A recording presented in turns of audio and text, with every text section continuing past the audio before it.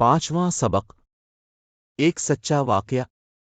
ہم نے کہا تھا کہ جو لوگ زبان سے خدا کے وجود کا انکار کرتے ہیں دراصل ان کی روح کی گہرائیوں میں خدا پر ایمان کا جذبہ مضمر ہوتا ہے۔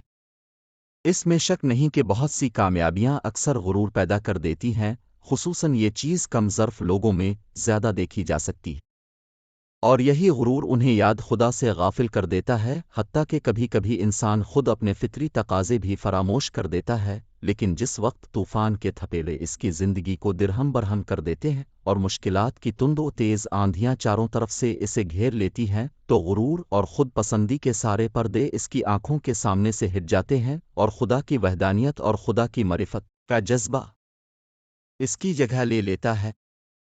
انسانی تاریخ میں اس قسم کے افراد کی بے شمار مثالیں موجود ہیں۔ ان میں سے ایک داستان پیش کی جاتی ہے۔ کسی زمانے میں ایک بہت طاقتور وزیر گزرا جس نے اپنے زمانے میں بہت اثر و رسوخ حاصل کر لیا تھا اور کسی کو اس کی مخالفت کرنے کی جرت نہ تھی۔ کچھ مذہبی علماء بیٹھے ہوئے تھے کہ وہ وزیر وہاں آ گیا اور ان سے مخاطب ہو کر کہنے لگا کہ تم لوگ کب تک یہ کہتے رہو گے کہ دنیا کا کوئی خدا ہے؟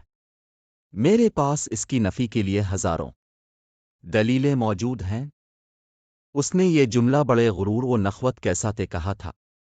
اس محفل میں موجود علماء جانتے تھے کہ وہ منطق و استدلال سے بے بہرا ہے، اور طاقت و اثر و رسوخ نے اسے اتنا مغرور بنا دیا ہے کہ کوئی بھی حق بات اس پر اثر نہیں کرے گی، لذا بے اعتنائی کے ساتھ اس کی اس بات پر خاموش رہے۔ لیکن علماء کی یہ خاموشی بامانی اور تحقیر آمیز تھی۔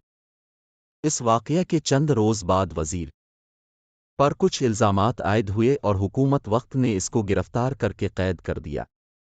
اس روز کی محفل میں موجود علماء میں سے ایک نے سوچا کہ اس وزیر کو خواب غفلت سے بیدار کرنے کا یہ اچھا موقع ہے، اب چونکہ اس کا غرور ٹوٹ چکا ہے اور خود غرضی اور تکبر کے تمام پردے اس کی آنکھوں کے سامنے سے ہٹ گئے ہیں، لذا حق کو قبول کرنے کی حس اس میں بیدار ہو گئی ہوگی۔ چنانچہ اگر اس وقت اسے نصیحت کی جائے تو سود مند ثابت ہوگی۔ چنانچہ وہ عالم ملاقات کی اجازت لے کر وزیر سے ملنے کے لیے قید خانہ میں آیا۔ جب عالم اس کے نزدیک پہنچا تو اس نے دیکھا کہ سلاخوں کے پیچھے کمرے میں تنہا وزیر ٹہل رہا ہے اور زیر لب کچھ اشعار گنگنا رہا ہے۔ اس نے غور سے سنا تو وزیر یہ مشہور اشعار پڑھ رہا تھا: ما ایم شیران ولی شیر علم، حملے مان ازباد باشد دم بدم، حملے من پیدا و ناپید استباد جان فدا آن کے ناپید یعنی ہم ان شیروں کی تصویروں کی مانند ہیں کہ جنہیں پرچم پر بنا دیا گیا ہے۔ جس وقت ہوا چلتی ہے اور پرچموں میں حرکت پیدا ہوتی ہے تو گویا ایسا معلوم ہوتا کہ شیر حملہ آور ہو رہے ہیں، لیکن اصل میں خود ان کی کوئی حیثیت ہی نہیں ہے،